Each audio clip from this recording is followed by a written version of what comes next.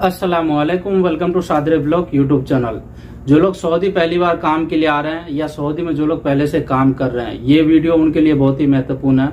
अगर Saudi government की तरफ से या कोई भी ऐसा आपने वैल्यूएशन किया है, उसके वजह से आपके ऊपर 1,50,000 रियाल का मुखालफा है, तो आप किस तरह से अपने देश वापस जा सकते हैं।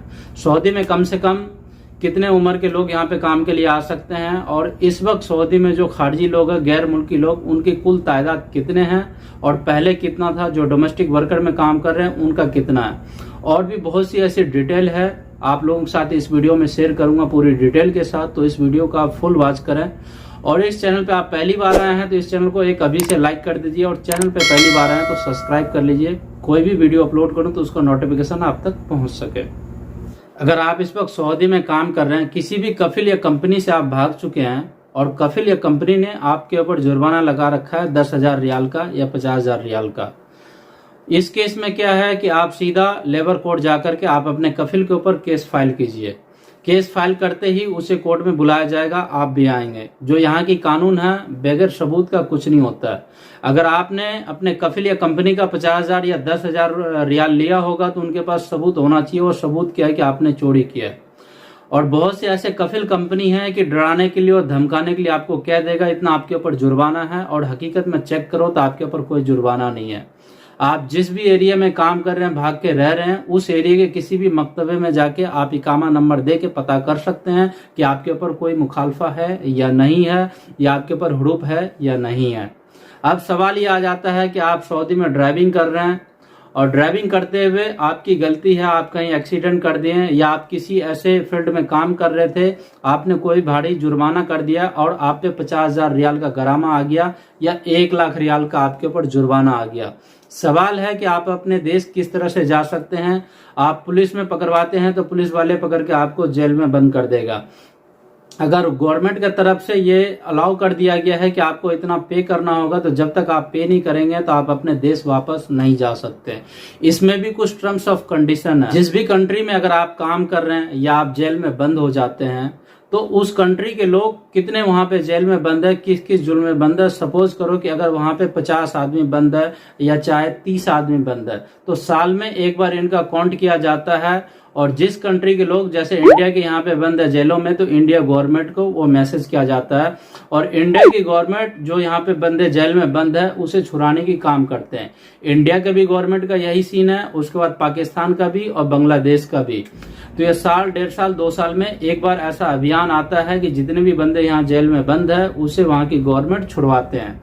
अगर आपके ऊपर थोड़े बहुत जुर्माना है, जैसे कि 5,000 या 10,000 रियाल है, आप किसी भी जुर्म में ऐसे अगर बंद हो जाते हैं, और उस पे क्या है कि कुछ गलती आपकी है, कुछ गलती दूसरे पर्सन का भी है, तो इसमें आपको साल 6 महीने रख करके यहाँ की गवर्नमेंट आपको छोड़ दिया जाएगा। आप अपनी कंट्री वापस जा सकते हैं, और आपको डिपोर्ट कर दिया जाएगा। आप लाइफ टाइम के लिए बैन हो जाएंगे, दोबारा आप इस कंट्री में नहीं आ सकते हैं। तो इन बातों का ध्यान देना है।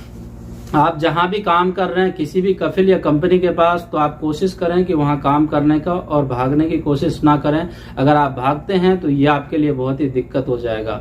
अगर आपके ऊपर इस वक्त हुरूफ लगा है तो आप सीधा इंडियन एम्बेसी में जाके फॉर्म फिलअप कर सकते हैं, या आपका 3 महीने से ऊपर हो गए, इकामा एक्सपायर हुए, तो आप तरहील में जाकर के फॉर्म भर सकते हैं, या आप पुलिस में पकड़वा करके इस तरह जा सकते हैं। अगर आप सऊदी काम के लिए आना चाहते हैं तो यहाँ पे क्या है कि अगर आप लेबर में आते हैं, कम से कम आपका 20 साल उम्र होना चाहिए, 20 साल प्लस होना चाहिए, 20 साल 1 महीने। अगर आप ड्राइविंग में आते हैं तो 21 साल प्लस होना चाहिए, 21 साल से ऊपर आपका उम्र होना चाहिए।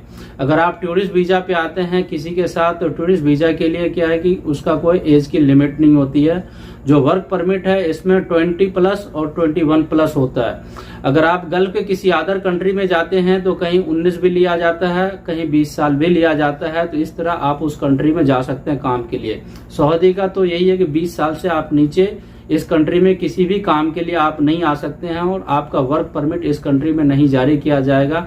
अगर आपका उम्र 20 साल से नीचे है तो किसी और अदर कंट्री में आप रुक करें। कोई भी एजेंट अगर आपको कहता है कि मैं काम करवा दूंगा, तो उस एजेंट के लफड़े में मत पड़ो, वो आपका पैसा बर्बाद कर देगा।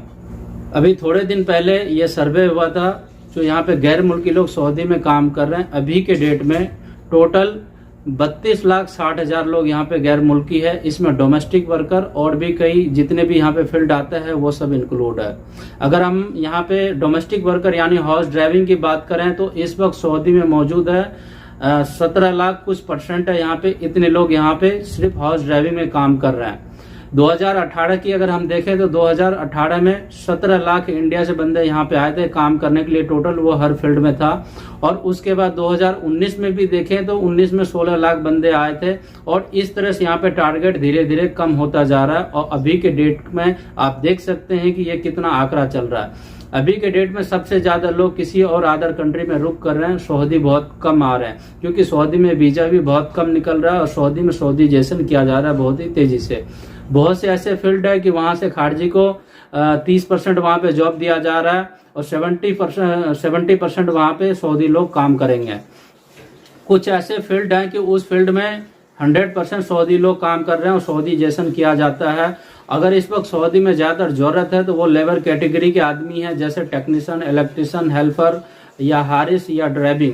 तो इस तरह के लोगों को ज्यादातर वीजा है, क्योंकि आप लोग ज्यादातर कमेंट करते हैं कि मैं ये कोर्स कर रखा हूँ या मेरे पास किसी भी फील्ड का मेरे पास एक्सपीरियंस है या मैं ये डिग्री ले रखा हूँ, क्या मेरे लिए सऊदी में कोई जॉब होगा अकाउंटेंट का या और भी ऐसे किसी फील्ड का। तो अगर आपने ऐसा कुछ पढ़ाई कर रखा है और आपके पास डिग्री है या हुनर है तो आप किसी अदर कंट्री में रुक कर सकते हैं। और अदर कंट्री का भी इस वक्त थोड़ा बहुत मसला चल रहा है। तो सऊदी में अगर आप आते हैं तो आप नीची कैटेगरी में आ सकते हैं, लेबर क्लास में, उसके बाद ही आपको यहाँ पे वीजा मिलेगा। यहाँ पे भी बहुत से ऐसे हैं लेडीज, यहाँ दिन पर दिन गाड़ियां चलाना शुरू कर दिया, जो इस वक्त जो वीजा निकल रहा है बहुत कम की मात्रा में निकल रहा है। तो इस तरह से, क्योंकि आप लोगों का सवाल आता था इस पे, तो मैं चाहूँ कि आज इस टॉपिक के ऊपर फुल डिटेल में आप लोगों को बता दूं। तो अगर आपका और भी कोई सवाल है तो आप मुझे कमेंट कर सकते हैं। इस वीडियो के डिस्क्रिप्शन बॉक्स में इंस्टाग्राम और ट्विटर का लिंक दे दिया हूँ, आप मुझे वहां पर्सनली फॉलो कर सकते हैं। तो मिलते हैं आप लोगों से किसी नेक्स्ट वीडियो में और नेक्स्ट अपडेट के साथ। Thank you for watching this video.